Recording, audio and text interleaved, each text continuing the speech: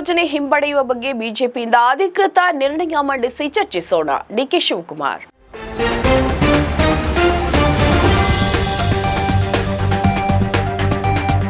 Guarantee ಯೋಜನೆಗಳನ್ನ ಹಿಂಪಡೆಯಿರಿ, ಮರುಶೀಲನೆ ಮಾಡಿ ಅಂತ ಬಿಜೆಪಿಯಿಂದ ಅಧಿಕೃತ ತೀರ್ಮಾನ ಮಾಡಿ ಸದನದಲ್ಲಿ ನಿರ್ಣಯವನ್ನ ಮಂಡಿಸಿ ಆ ನಂತರ ಜನರ ಮುಂದೆ ಸದನದಲ್ಲಿ ಇದರ ಬಗ್ಗೆ ಚರ್ಚೆ ನಡೆಸೋಣ ಅಂತ ಡಿಸಿಎಂ ಡಿಕೆ ಶಿವಕುಮಾರ್ ಅವರು ಸವಾಲನ್ನ ಎಸೆದ್ರು. ವಿಧಾನಸಭೆಯಲ್ಲಿ 2026-27ನೇ ಸಾಲಿನ ಬಜೆಟ್ ಕುರಿತು ಚರ್ಚೆ ವೇಳೆ ಬಿಜೆಪಿ ಶಾಸಕ ಸುರೇಶ್ ಗೌಡ ಅವರು ಗ್ಯಾರಂಟಿ ಯೋಜನೆಗಳನ್ನ ರದ್ದುಗೊಳಿಸಬೇಕು ಅಂತ ಹೇಳಿದಾಗ ಶಿವಕುಮಾರ್ ಅವರು ತಿರುಗೇಟನ್ನ ನೀಡಿದ್ರು. ಸುರೇಶ್ ಅವರೇ, ನೀವು ಹಿರಿಯ ನಾಯಕರಿದ್ದೀರಿ, ನಿಮ್ಮ ಜೊತೆ ಮಾಜಿ ಡಿಸಿಎಂ ಇದ್ದಾರೆ. ಈ ಅಭಿಪ್ರಾಯ ಕೇವಲ ನಿಮ್ಮ ವೈಯಕ್ತಿಕ ಅಲ್ಲ, ಅದು ಪಕ್ಷದ ಅಭಿಪ್ರಾಯ. ನೀವು ಏನ್ ಹೇಳಿದ್ರು ಅದರ ಬಗ್ಗೆ ಚಿಂತನೆಯನ್ನ ನಡೆಸೋಣ. ನೀವು ಹೇಳುತ್ತಾ ಇರೋದು ಸರಿ ಇಲ್ಲ ಅಂತ ಹೇಳ್ತಿಲ್ಲ. ಈ ಬಜೆಟ್ ಅಧಿವೇಶನದ ಒಳಗೆ ನಿಮ್ಮ ತೀರ್ಮಾನವನ್ನ ತಿಳಿಸಿ ಅಂತ ಹೇಳಿದ್ರು. ಕೋಳಿ ಕೇಳಿ ಕಾರ ಅರೆದಂತಿದೆ. ಗ್ಯಾರಂಟಿ ಕೊಡುವಾಗ ನಮ್ಮನ್ನ ನೀವು ಕೇಳಿದ್ರ ಅಂತ ಸುರೇಶ್ ಅವರು ಪ್ರತಿಕ್ರಿಯೆ ನೀಡಿದಾಗ ಯಡಿಯೂರಪ್ಪ ಅವರು ಒಂದು ಕಾಳು ಕಡಿಮೆ ಆದ್ರೂ ಬಿಡುವುದಿಲ್ಲ ಅಂತ ಹೇಳಿದ್ರು. ಆನಂತರ ಅದು ಕಡಿಮೆ ಆಯ್ತು, ಇದು ಕಡಿಮೆ ಆಯ್ತು ಎಂದವರು ನೀವು. ಅದಕ್ಕೆ 6 ತಿಂಗಳಲ್ಲಿ ಎಲ್ಲಾ ಗ್ಯಾರಂಟಿ ಯೋಜನೆಗಳನ್ನ ಜಾರಿ ಮಾಡಿದೆವು. ನಿಮ್ಮ ಮಾತನ್ನು ಕೇಳಿ ಗ್ಯಾರಂಟಿ ಯೋಜನೆಗಳನ್ನ ನೀಡಿದ್ದೇವಂತ ತಿರುಗೇಟನ್ನ ನೀಡಿದ್ರು. ಇದಕ್ಕೂ ಮುನ್ನ ಸಿಎಂ ಸಿದ್ದರಾಮಯ್ಯ ಹಾಗೂ ಡಿಸಿಎಂ ಡಿಕೆ ಶಿವಕುಮಾರ್ ಅವರು ಒಬ್ಬರ ಮುಖ ಮತ್ತೊಬ್ಬರು ನೋಡುವುದಿಲ್ಲ ಅಂತ ಹೇಳಿದಾಗ